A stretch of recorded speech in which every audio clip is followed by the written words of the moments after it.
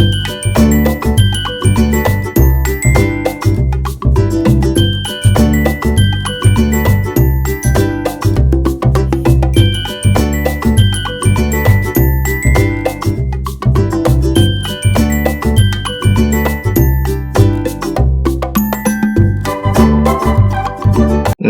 साथियों, नमस्कार प्यारे बच्चों।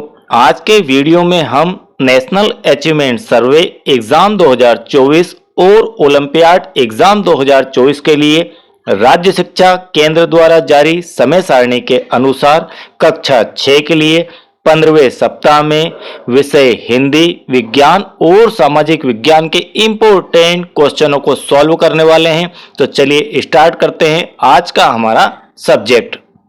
15वें सप्ताह के हिंदी में अनुच्छेद क्रमांक 468 और 476 को सम्मिलित किया गया है। 468 में आपका है एक पद्यांश, एक सूचना है।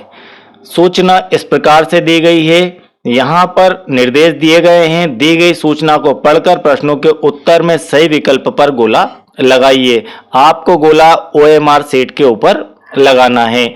यहाँ पर सूचना दी गई है, छात्र छात्राओं को सूचित किया जाता है कि दिनांक 21/1/2017 को आयोजित बाल सभा में निम्नलिखित गतिविधियां होगी।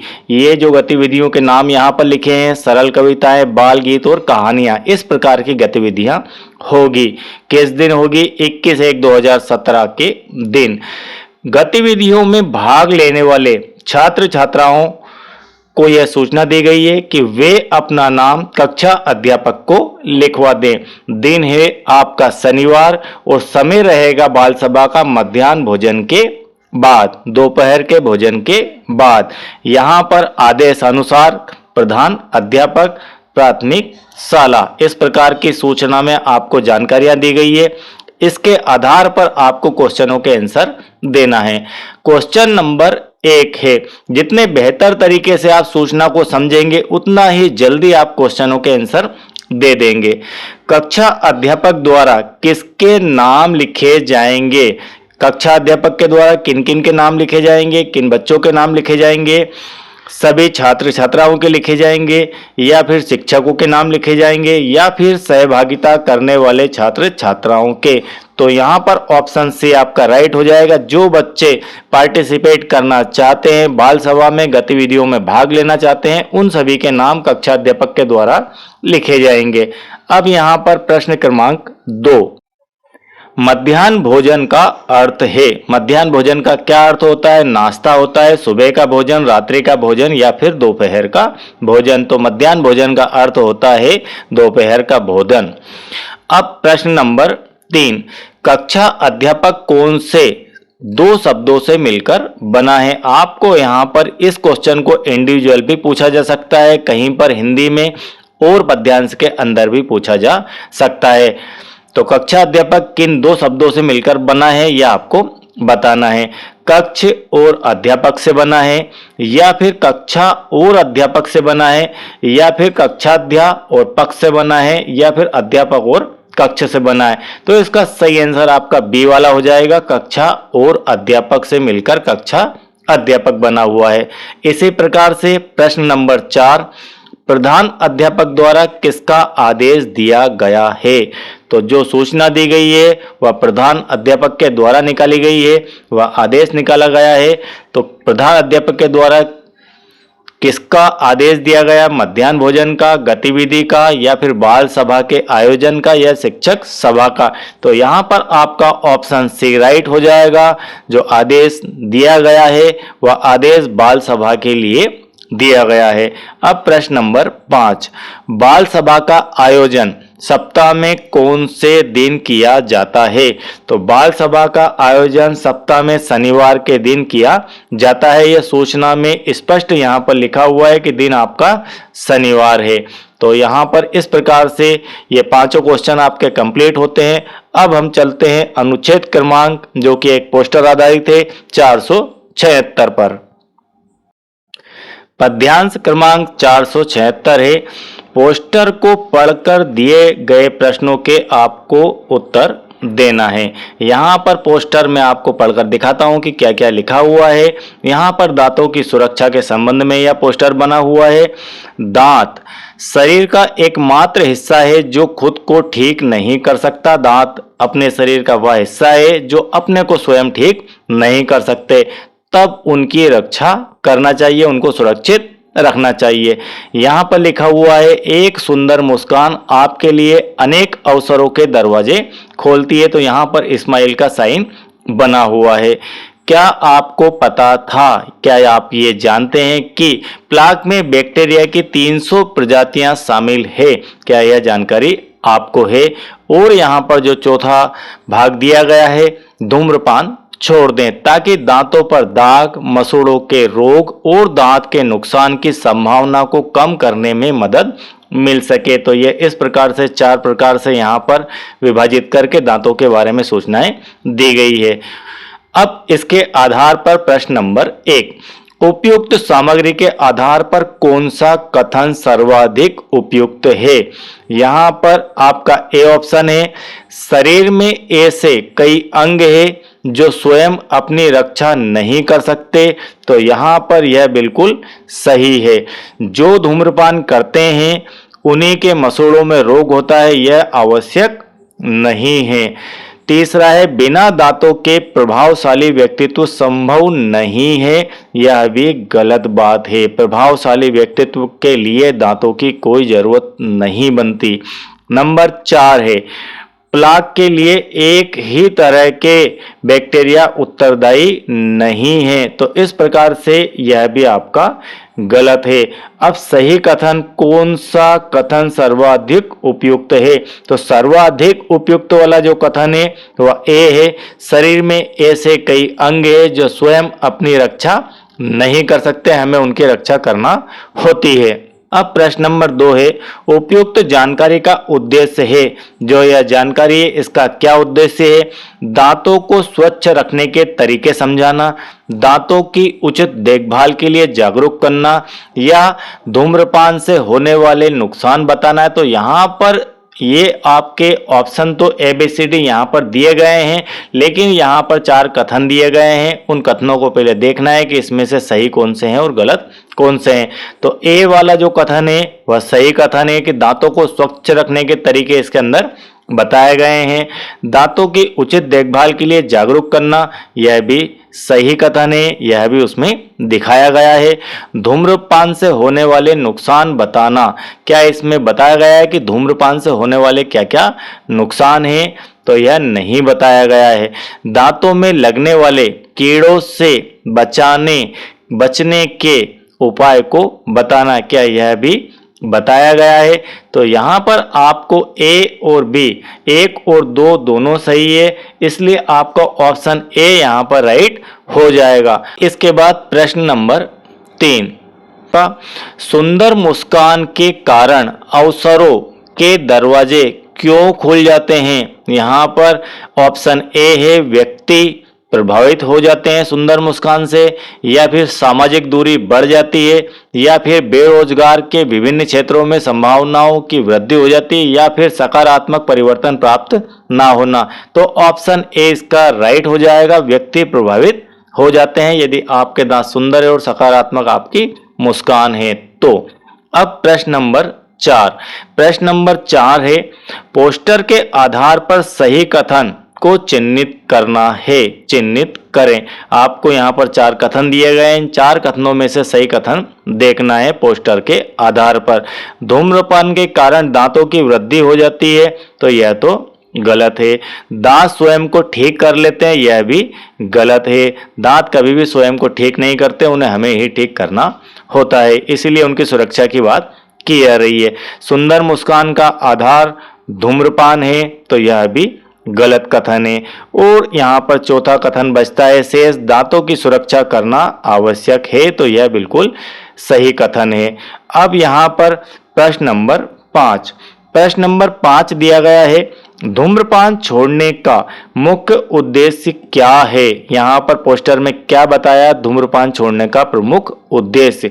धूम्रपान के गंभीर परिणामों के प्रति जागरूक जागरूकता पैदा करना, क्या यह दिखाया गया है? या धूम्रपान सहजता से उपलब्ध कराना, या फिर दांतों पर दाग बढ़ाना, या फिर प्लाक में बैक्टीरिया पैदा करना? तो आपका यहां पर ऑप्शन ए राइट हो जाएगा, क्योंकि यहां पर पूछा गया है धूम्रपान छोड़ने का प्रमुख उद्देश्य क्या है। तो धूम्रपान के गंभीर परिणामों के प्रति जागरूकता पैदा करना। अब हम चलते हैं विज्ञान सब्जेक्ट में। 15वें सप्ताह के विज्ञान में क्वेश्चन नंबर 402 को सम्मिलित किया गया है। क्वेश्चन है, पहेली ने एक गिलास में सूखी मिट्टी का एक टुकड़ा लिया और उसमें तब तक पानी डाला जब तक कि वह पूरी तरह से डूब नहीं गया। उसने बुलबुले निकलते हुए देखे, ये बुलबुले होते हैं। उसने क्या किया? इस प्रकार का कोई गिलास लिया, इस प्रकार के खाली गिलास में मिट्टी का एक टुकड़ा इतना बड़ा यहाँ पर डाल दिया, फिर इस गिलास में पानी डालना स्टार्ट किया यहाँ से। तो यह तब तक पानी डाला इसमें जब तक कि यह टुकड़ा मिट्टी का डूब ना जाए। तब क्या देखा कि पानी के अंदर से बुलबुले निकल रहे हैं। पूछा यह जा रहा है कि ये बुलबुले किस चीज के हैं?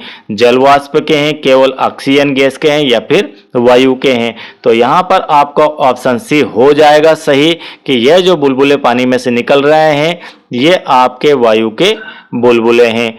अब इसके बाद प्रश्न नंबर 403। प्रश्न नंबर 403 है, बूझों ने भीड़ भरे चौराहे पर एक पुलिसकर्मी को मास्क पहनकर यातायात नियंत्रण करते देखा। किसने देखा? बूझों ने भीड़ में एक व्यक्ति को देखा चौराहे के ऊपर, जो कि एक पुलिसकर्मी था, जो कि एक मास्क या मुखौटा पहना हुआ था और यातायात को नियंत्रण कर रहा था। पुलिसकर्मी ने मास्क क्यों पहना था? यह आपका क्वेश्चन है कि उस पुलिसकर्मी ने यह मास्क क्यों पहना था। ऑप्शन ए, मास्क पहनना पुलिसकर्मी की यूनिफॉर्म में शामिल है, या फिर पुलिसकर्मी द्वारा अपना चेहरा छुपाने के लिए मास्क पहना गया, या फिर श्वास लेते समय हानिकारक गैस एवं धूल कणों का शरीर में प्रवेश रोकने के लिए, या फिर अपनी सुंदरता बढ़ाने के लिए। तो यहाँ पर आपका ऑप्शन सी राइट हो जाएगा। क्यों राइट हो जाएगा? क्योंकि वे कहां पर खड़े थे? वे चौराहे पर खड़े थे और चौराहे पर काफी सारी गाड़ियां इधर से उधर निकलती है, तो गाड़ियों से होता है धुआं, और धुआं उस पुलिसकर्मी के श्वास द्वारा अंदर ना जाए, इसलिए उस व्यक्ति ने यह मास्क पहना हुआ था। अब इसके बाद प्रश्न नंबर 406। प्रश्न नंबर 406 आपका यहां पर दिया गया है, यह रहा। फलीदार पौधों की जड़ों की गठानों में, जो फलीदार पौधे होते हैं उनकी जड़ों की गठानों में उपस्थित बैक्टीरिया को कहते हैं।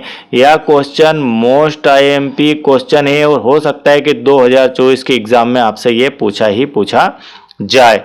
तो ये जो गठाने होती है इसके अंदर कौन सा बैक्टीरिया होता है, आपको इसका नाम बताना है। स्वपोषी बैक्टीरिया होते हैं, सहजीवी बैक्टीरिया होते हैं, या फिर विषमपोषी बैक्टीरिया होते हैं, या कोई अन्य बैक्टीरिया होते हैं। तो यहाँ पर इसका आपका सही आंसर आ जाएगा सहजीवी बैक्टीरिया ये होते हैं। अब प्रश्न क्रमांक 407। प्रश्न क्रमांक 407 है, तिलचट्टों के शरीर में वायु प्रवेश करती है। यह भी एक आईएमपी क्वेश्चन है कि तिलचट्टों के शरीर में वायु प्रवेश कैसे करती है? फेफड़ों के द्वारा, क्लोम के द्वारा, या फिर श्वास रंध्रों के द्वारा, या फिर त्वचा के द्वारा। तो इसका सही आंसर आपका आ जाएगा सी वाला, श्वास रंध्रों के द्वारा तिलचट्टों के शरीर में वायु प्रवेश करती है। अब इसके बाद प्रश्न क्रमांक 408 यहां पर दिया गया है, पिक्चर प्लांट जिसे कहते हैं घटपर्णी एक उदाहरण है। पिक्चर प्लांट या फिर घटपर्णी किसे कहते हैं, उसका उदाहरण कौन है इन 4 ऑप्शनों में से? स्वपोषी, सहजीवी, कीटभक्षी, या फिर मृतजीवी। तो यहाँ पर आपको 1 वर्ड में ही यह घटपर्णी का उदाहरण याद होना चाहिए कि यह एक प्रकार के कीटभक्षी हैं। अब इसके बाद प्रश्न क्रमांक 409, अंडप्रजक जंतु है यहाँ पर अंड प्रजक जंतुओं के बारे में आपसे पूछा जा रहा है। ये 4 ऑप्शन दिए गए हैं, बिल्ली, तितली, चूहा या फिर व्हेल। तो अंड प्रजक जंतुओं में आती है दिए गए ऑप्शनों में से तितली। अब प्रश्न नंबर इसके बाद 429। प्रश्न नंबर 429 है, रेगिस्तान में पाई जाने वाली वनस्पति की विशेषता है। जो वनस्पतियां रेगिस्तान में पाई जाती है उनकी क्या विशेषता होती है आपको बताना है। चौड़ी पत्तियां होती है, शंकु के आकार की पत्तियां होती है, कांटेदार पत्तियां होती है, लंबी पत्तियां होती है। तो उनकी एक प्रमुख विशेषता होती है कि उनकी जो पत्तियां होती है वह कांटेदार होती है। और यह क्वेश्चन मोस्ट आईएमपी क्वेश्चन है। और कहाँ के बारे में पूछा जाए? रेगिस्तान। रेगिस्तान में रेत ही रेत होती है। वहां की जो वनस्पतियां होती है उनकी लगभग प्रजातियों में कांटेदार पत्तियां ही पाई जाती है, इसलिए इसे हम मोस्ट आईएमपी कहेंगे। और 2024 के एग्जाम में हो सकता है कि यह क्वेश्चन पूछा जाए। जितने मैंने मोस्ट आईएमपी लगाए हैं आप देख लेना, उसमें से कई क्वेश्चन पूछे भी जाएंगे। अब इसके बाद क्वेश्चन नंबर 431। क्वेश्चन नंबर 431 है यहाँ पर, निम्न में से कौन सा सही मेल नहीं है? आपको बताना है कि कौन सी जोड़ी का मेल सही नहीं है। मनुष्य का फेफड़े से मेल है या नहीं है? तो यहाँ पर नहीं देखना है, तो यह हमारा सही है। इस प्रकार का मेल होता है। मनुष्य के अंदर फेफड़े ही होते हैं। मछली के अंदर गिल्स होते हैं। केचुए की त्वचा होती है। काकरोच का क्लोम होता है। तो यह बिल्कुल गलत है, काकरोच का क्लोम नहीं होता है, तो यह सुमेलित नहीं है।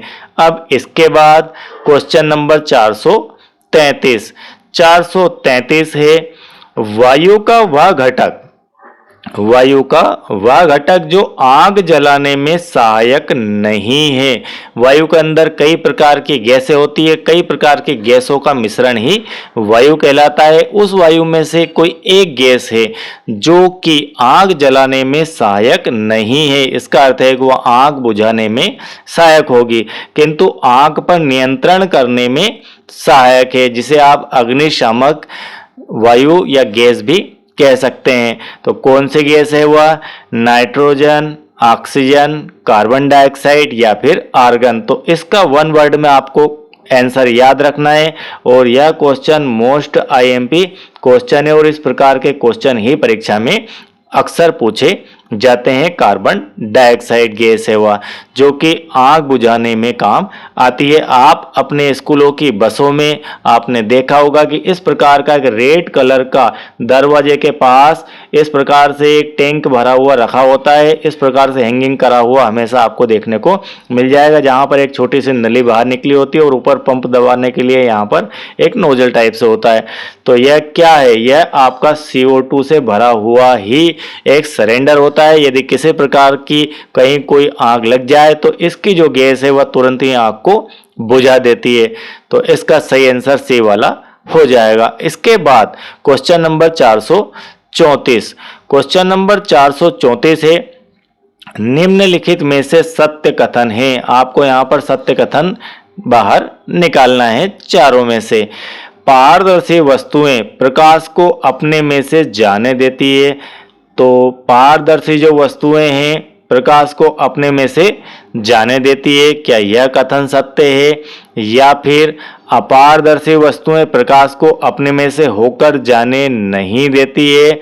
तो यह बिल्कुल गलत कथन है। पारभासी वस्तुएं प्रकाश के कुछ भाग को ही अपने में से होकर जाने देती है, या फिर उपरोक्त सभी। तो यहाँ पर पारदर्शी से अर्थ है कि मैं आपको एक एक का नाम बता देता हूँ। जैसे कांच है, तो कांच पारदर्शी होता है।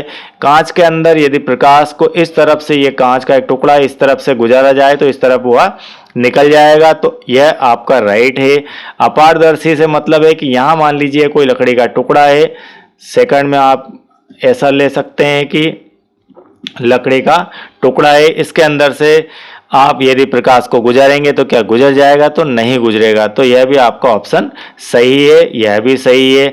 इसके बाद पारभासी वस्तुएं प्रकाश के कुछ भाग को अपने में से होकर गुजरने देती है। पारभासी से अर्थ है कि कोई कांच का टुकड़ा है, इसको आपने यहाँ थोड़ा सा घिस दिया इसके सतह को, तब यह पारभासी बन जाएगा। या फिर तेल लगा हुआ कागज, वह भी पारभासी होता है। तो वह अपने में से प्रकाश को कम गुजरने देता है, लेकिन गुजरने तो देता है। तो यहाँ पर यह भी सही है। इस प्रकार से आपका ऑप्शन डी यहाँ पर राइट हो जाएगा, क्योंकि सही कथन पूछा है तो तीनों ही कथन यहाँ पर सही है। अब इसके बाद क्वेश्चन नंबर 435। क्वेश्चन नंबर 435 है आपका, आपतन कोण परावर्तन कोण के बराबर होता है। आपतन कोण परावर्तन कोण के बराबर होता है सदैव, कभी कभी, विशेष दिशाओं में या विशेष दशाओं में, कभी नहीं। तो आपको मैं दिखा देता हूं कि आपतन कोण किस प्रकार से होता है और परावर्तन कोण किसे कहते हैं। तो यह आपकी होती है आपतित किरण, यह होती है परावर्तित किरण, और इनके बीच में काल्पनिक रेखा होती है और इसे हम कहते हैं अभिलंब। तो अभिलंब के इस तरफ आपतित किरण और अभिलंब के बीच बनने वाले कोण को हम कहते हैं आपतन कोण, आई से लिखते हैं, और परावर्तित किरण और अभिलंब के बीच के कोण को कहते हैं आर, और यह होता है आपका परावर्तन कोण, और यह हमेशा बराबर ही होता है, आई बराबर आर ही होता है। वन वर्ड में इसे आप समझ लीजिए, याद रख लीजिए, क्योंकि यह हमेशा आपसे पूछा जाता है और यह एक मोस्ट आईएमपी क्वेश्चन है। अब क्वेश्चन नंबर 443। क्वेश्चन नंबर 443 भी यहीं पर दिया गया है। यह है आपका, पुष्प के केंद्र में स्थित भाग को कहा जाता है। पुष्प के केंद्र में स्थित भाग को क्या कहा जाता है? आपको यहाँ पर 4 दिए गए ऑप्शनों में से देखना है। पुंकेसर, स्त्रीकेसर, बाह्य दल पुंज या फिर पंखुड़ी। तो यहाँ पर आपका सही ऑप्शन आ जाएगा बी वाला, कि पुष्प के केंद्र में स्थित भाग को स्त्रीकेसर कहा जाता है, और यह भी एक आईएमपी क्वेश्चन है। अब इसके बाद प्रश्न क्रमांक 447। प्रश्न क्रमांक 447 आपका यहाँ पर है, मक्के की रोटी राजमा किस राज्य का प्रसिद्ध व्यंजन है? आपको यहाँ पर उस राज्य का नाम बताना है, और शायद आपने सुना होगा कि मक्के दी रोटी और सरसों दा साग।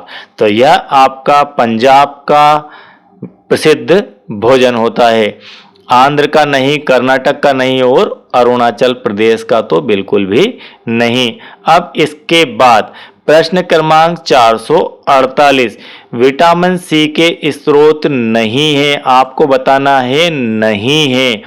संतरा टमाटर, नींबू आंवला, अमरूद मिर्च या फिर गाजर पपीता। तो ऑप्शन डी आपका यहाँ पर राइट हो जाएगा। विटामिन सी के ये दोनों स्रोत नहीं हैं। ये दोनों स्रोत आपको विटामिन ए और ई के होते हैं।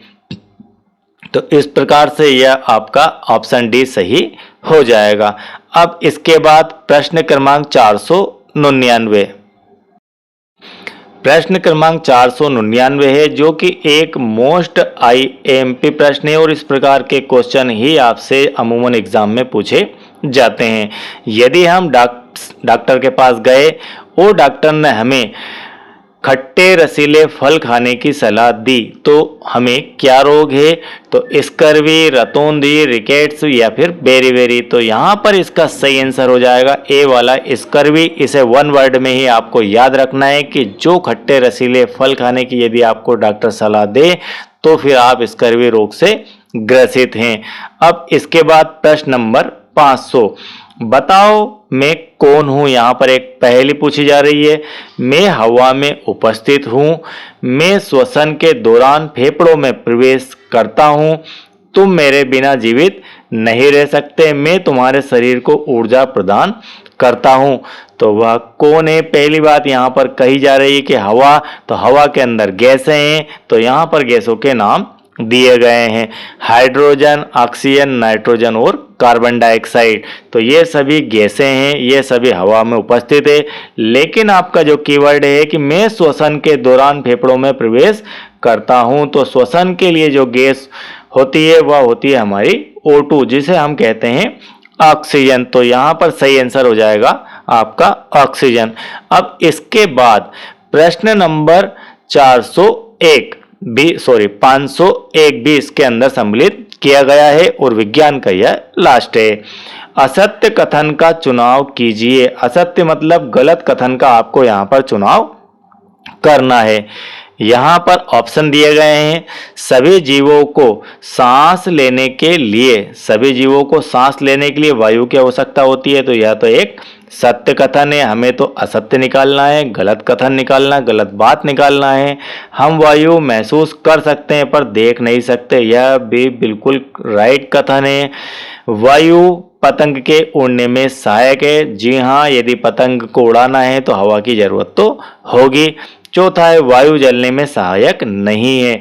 यह आपका गलत कथन है, असत्य कथन है। वायु जलने में सहायक, बिना वायु के आप किस प्रकार से आग को जला सकते हैं, तो बिल्कुल यह संभव नहीं है। और इसका प्रयोग यदि आपको देखना है तो इस प्रकार से आप कर सकते हैं कि मान लीजिए आपने एक मोमबत्ती ली और इस मोमबत्ती को जलाया और इसके बाद जलती हुई मोमबत्ती पर इस प्रकार से आप कांच का एक गिलास रख देंगे। जब आप कांच का गिलास रख देंगे तो आप देखेंगे कुछ समय बाद यह मोमबत्ती बुझ जाएगी। तो यह इस बात का प्रमाण है कि वायु को जलाने के लिए, आपकी आग को जलाने के लिए वायु की आवश्यकता होती है। अब इसके बाद चलते हैं हम सोशल साइंस में, सामाजिक विज्ञान में। आपके लिए बर्फीले क्षेत्र में मकान बनाना है। आप दिए गए मकानों के पैटर्न में से किस मकान की बनावट का पैटर्न चुनेंगे? यह एक IAMP क्वेश्चन है और मान के चलिए कि यह 2024 के एग्जाम में आपसे पूछा जाएगा। बहुत ही इंपॉर्टेंट है, आपको काफी समझ पर आधारित क्वेश्चन है कि आप इनमें से किस प्रकार का मकान बनाएंगे बर्फीले क्षेत्रों के लिए। ऑप्शन ए आपका इस प्रकार से यहाँ पर है, ठीक है, और बी ऑप्शन में यह गोल है। डी ऑप्शन में इस प्रकार से आपका छत वाला सामान्य मकान है और यह भी एक प्रकार की बिल्डिंग है। बात मकान की पूछी जा रही, डिजाइन की पूछी जा रही, तो ऑप्शन ए और बी पर आप विचार कीजिए। ऑप्शन ए और बी में से एक सत्य है, ये दोनों तो गलत है। क्यों सत्य है मैं आपको कारण भी दिखाऊंगा। पहले आपको दिखा देता हूं कि ऑप्शन ए इसका राइट आंसर हो जाएगा। जब ऊपर से बर्फ गिरती है, ठीक है, बर्फीले क्षेत्रों में बर्फ गिरती है तो छत को ऐसा बनाना पड़ेगा। ऐसा बनाने से क्या होगा, बर्फ यहाँ पर गिरेगी और इस तरफ से नीचे की तरफ आ जाएगी और यह पानी के रूप में भी यदि आता है तो इस प्रकार से निकल जाएगी। जो ज़्यादा यहाँ पर बर्फ नहीं जमेगी, ज़्यादा जमने से यहाँ पर छत खराब होती है, तो इस कारण से इस प्रकार के डिजाइन बनाई जाएगी। इस प्रकार की घास फूस वाली डिजाइन भी नहीं बनाई जाएगी। आप यहाँ देख रहे होंगे यहाँ पर घास है, तो घास के कारण हम इसे यहाँ पर रिजेक्ट करेंगे, अदरवाइज यह डिजाइन भी संभव हो सकती थी। तो ऑप्शन ए यहाँ पर आपका राइट हो जाएगा। अब इसके बाद क्वेश्चन नंबर 242। क्वेश्चन नंबर 242 है, जमीन के नीचे उगने वाली सब्जियों का समूह है। यह भी एक IMP क्वेश्चन है। कुछ क्वेश्चन को मैं IMP कहता हूं और कुछ को मैं मोस्ट IMP कहता हूं। तो मोस्ट IMP तो यह मान के चलिए आपके पेपर में छप सकता है और यह आ सकता है। अब यहाँ पर आपको बताना है कि जो सब्जियां जमीन के नीचे उगती है उनका समूह कौन सा है। गाजर, मटर, प्याज, क्या ये उगती है, या फिर आलू? तो यहाँ पर गाजर तो है, मान लेते हैं, प्याज भी है लेकिन मटर नहीं है। यहाँ पर आलू, प्याज और गाजर ये तीनों जमीन के नीचे उगती है, तो ऑप्शन बी शायद आपका राइट हो जाएगा। और भी चेक करते हैं, पपीता, लौकी, मटर ये तीनों आपकी जमीन के ऊपर ही रहती है। आलू आपका नीचे, फूल गोभी ऊपर और अदरक नीचे। तो यहाँ पर फूल गोभी के कारण यह गलत हो गया और ये तीनों के कारण गलत हो गया, तो ऑप्शन बी ही आपका यहाँ पर राइट हो जाएगा। अब इसके बाद आपका क्वेश्चन नंबर 492। क्वेश्चन नंबर 492 है। अब आप सोचते होंगे कि ये इतना जंप क्यों करवा रहे हैं, उस क्वेश्चन से इधर इतना लंबा 200 क्वेश्चन बाद वाला। तो ये सभी सब्जेक्ट वार क्वेश्चन बनाए गए हैं, बहुत ही बढ़िया इनका पैटर्न बनाया गया है। एक प्रकार के पैटर्न के क्वेश्चन सम्मिलित किए गए हैं ताकि एक ही बार में सारी बातें समझ जाएं। और सभी विषयों का यहाँ पर सामाजिक विज्ञान में ध्यान भी रखा गया है, कुछ फिजिक्स से, कुछ केमिस्ट्री से, कुछ बायो से, इस प्रकार के कॉम्बिनेशन के साथ में आरएस के द्वारा यह समय सारणी बनाई गई है। तो आप यदि इसे ही कंप्लीट कर लेते हैं तो मान के चलिए कि आप नेस और ओलंपियाड एग्जाम के समस्त क्वेश्चनों को कंप्लीट कर ही लेंगे। 492 है, यदि समाज में लोगों द्वारा किए जाने वाले सभी कामों को अलग अलग नजर से देखा जाता है। मान लो समाज है, समाज में लोग हैं और लोगों के द्वारा सभी कामों को अलग अलग नजर से देखा जाता है, तो इसमें क्या बदलाव होना जरूरी है? आपके हिसाब से क्या बदलाव होना जरूरी है? ऑप्शन दिए गए हैं आपको। सभी कामों को बुरी नजर से देखा जाना चाहिए, तो यह तो बिल्कुल गलत बात है। सभी कामों को अलग अलग देखा जाना चाहिए, तो यह भी नहीं होना चाहिए। अब तीसरा है, सभी कामों को समान रूप से देखा जाना चाहिए, तो यह बिल्कुल इम्पोर्टेंट बात है कि काम छोटा या बड़ा नहीं होता है, सभी काम एक जैसे ही होते हैं। हम जनरली समाज में यह भावना रखते हैं कि यह काम छोटा है या बड़ा है या मुझे नहीं करना चाहिए, तो ऐसा नहीं है। सभी काम समान है और सभी कामों को कोई व्यक्ति तो है जो कर रहा है, तो उस काम के प्रति हमारा सम्मान होना चाहिए कि सभी काम समान है। अब इसके बाद सभी कामों को असमान रूप से देखा जाना चाहिए, यह बिल्कुल ही गलत है और मैं इसे मोस्ट आईएमपी क्वेश्चन की श्रेणी में रखूंगा कि इस प्रकार के क्वेश्चन हमारे समाज में बच्चों के लिए, जागरूकता के लिए बहुत ही जरूरी है। अब इसके बाद क्वेश्चन नंबर 494 जो कि यहीं पर दिया गया है, यह क्वेश्चन है आपका, बूझो और पहेली दोनों भाई बहन के देर रात तक बाहर खेलने के बाद घर आने पर माँ पापा को दोनों को टोकना चाहिए। यदि इस प्रकार की परिस्थिति निर्मित होती है तो क्या कंडीशन होना चाहिए, उनके माता पिता के द्वारा क्या रिएक्शन होना चाहिए, वो आपको बताना है। दोनों को टोकना चाहिए, ये तो बिल्कुल टोकना चाहिए, लेकिन आगे और देखते हैं। केवल बूझो को टोकना चाहिए, केवल पहेली को टोकना चाहिए, दोनों को नहीं टोकना चाहिए। तो दोनों से यह पूछना जरूरी है कि इतनी देर रात तक आप लोग कहाँ थे, उन्हें टोकना जरूरी है।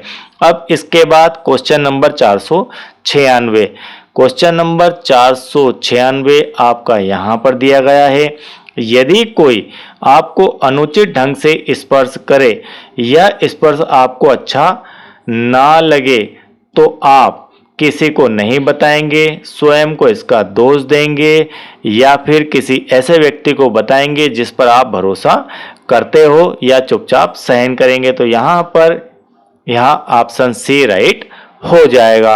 अब इसके बाद क्वेश्चन नंबर 498, क्वेश्चन नंबर 498 है, आपके पड़ोसी ने अपने बूढ़े माँ बाप को घर से निकाल दिया और उनकी संपत्ति पर कब्जा कर लिया, तो आप उन बुजुर्ग संपत्ति की मदद कैसे करेंगे? आप उन्हें खाने पीने का सामान देंगे, इस प्रकार से मदद करेंगे। आप उन्हें मानव अधिकार आयोग जाने की सिर्फ सलाह देंगे, या फिर आप उन्हें मानव अधिकार आयोग ले जाकर स्वयं जाएंगे साथ में और शिकायत दर्ज कराएंगे। तो आपका यहाँ पर ऑप्शन सी राइट हो जाएगा, आप उन्हें वृद्धाश्रम तक छोड़कर आएंगे, यह तो बिल्कुल ही गलत है। तो ऑप्शन सी आपका यहाँ पर राइट हो जाएगा। अब इसके बाद माध्यमिक स्तर के सामाजिक विज्ञान से क्वेश्चन नंबर 432, क्वेश्चन नंबर 432 है और यह एक मोस्ट आईएमपी क्वेश्चन है, बिल्कुल बेसिक क्वेश्चन है। पृथ्वी का ग्लोब होता है, आपने अपने प्रधान अध्यापक के टेबल पर एक छोटा सा पृथ्वी के आकार का जो देखा होगा इंस्ट्रूमेंट, उसे हम कहते हैं ग्लोब। तो ग्लोब होता है पृथ्वी का एक बड़ा रूप, पृथ्वी का एक लघु रूप, लघु मतलब होता है छोटा, छोटा रूप होता है। तो यहाँ पर बी ऑप्शन आपका राइट हो जाएगा। और भी देखते हैं, पृथ्वी का वास्तविक रूप नहीं है, इनमें से कोई नहीं है, तो हम यहाँ पर लघु रूप भी कह सकते हैं या फिर पृथ्वी का एक नमूना भी कह सकते हैं। क्या कह सकते हैं? नमूना, या फिर हम पृथ्वी का एक छोटा सा मॉडल भी कह सकते हैं। तो इस प्रकार से क्वेश्चन नंबर 432 का बी ऑप्शन सही हो जाएगा। अब क्वेश्चन नंबर 449, यह है आपका दिक्सूचक यंत्र का उपयोग किसके लिए किया जाता है। आपको यह शब्द शायद नया लग रहा हो सुनने में, लेकिन आप इसे दिमाग में बिठा लें। दिक्सूचक यंत्र का उपयोग किस काम में होता है? समय का पता लगाने के लिए, दिशा का पता लगाने के लिए, दूरी का पता या फिर सीमाओं का। तो यहाँ पर आपका ऑप्शन बी राइट हो जाएगा। जो इंस्ट्रूमेंट दिशाओं का पता लगाता है उसे हम दिक्सूचक यंत्र कहते हैं। दिक का अर्थ ही होता है दिशा, दिशाओं की सूचना देने वाला यंत्र दिक्सूचक यंत्र होता है। इसके बाद क्वेश्चन नंबर 473। क्वेश्चन नंबर 473 आपकी दिशाओं की समझ पर आधारित है, इसलिए मैं इसे मोस्ट आईएमपी की श्रेणी में रखूंगा। रेखा चित्र अनुसार बताइए कि भारत के पश्चिम में स्थित है। अब यह आपका भारत है, यहाँ पर दिख रहा है भारत हमारा। इस भारत में अगर हम इसको दिशाओं के आधार पर देखें तो ये आपका ईस्ट है, ये आपका वेस्ट है, ये आपका नॉर्थ है और ये आपका साउथ है। तो यहाँ पर पूछा जा रहा है कि पश्चिम, तो ये आपकी वेस्ट जो दिशा है या पश्चिम दिशा है। तो पश्चिम में क्या है? पश्चिम में आपका अरब सागर होगा। यदि आपसे ईस्ट या पूर्व में पूछा जाए तो बंगाल की खाड़ी है, और उत्तर में हिमालय और दक्षिण में हिंद महासागर है। अब इसके बाद क्वेश्चन नंबर, आज का last question number 363। Question number 363 है, हमारे देश में वोट डालने के लिए आयु सीमा कितनी है? यह सभी को पता होगा कि कितने आयु के बाद में लोग हमारे यहाँ वोट डालने के अधिकारी हो जाते हैं। तो इसका सही आंसर हो जाएगा आपका सी वाला 18 वर्ष के बाद, जिसे हम कहते हैं 18 प्लस की एज। 18 वर्ष पूर्ण होना चाहिए, उसके बाद आपकी एक वोटर आईडी बन जाती है और इस वोटर कार्ड के द्वारा आप जो है वोट डालने जा सकते हैं और वोट डाल सकते हैं और अपना मतदान कर सकते हैं। तो आई होप कि यह 15वें सप्ताह का इम्पोर्टेंट क्वेश्चनों से भरा हुआ वीडियो आपको पसंद आया होगा, और यदि यह वीडियो आपको पसंद आता है तो एक लाइक जरूर कीजिए। और यदि आपने बाकी सप्ताह के गणित के और हिंदी, विज्ञान और सामाजिक विज्ञान के वीडियोस नहीं देखे हैं तो उसकी लिंक आपको नीचे डिस्क्रिप्शन में मिल जाएगी, प्लेलिस्ट की लिंक में मिल जाएगी। तो वहां से जाकर आप उन्हें वॉच कर सकते हैं। और यदि आप चैनल के साथ नए हैं, पहली बार मुझे देख रहे हैं, सुन रहे हैं और आपने चैनल को अब तक सब्सक्राइब नहीं किया है तो चैनल को सब्सक्राइब कीजिए और वीडियो को सभी शिक्षक साथी बच्चों के ग्रुप में शेयर करना ना भूले, ताकि वे अपने रिजल्ट को बेहतरीन वीडियो को देखकर कर सके। Thank you very much.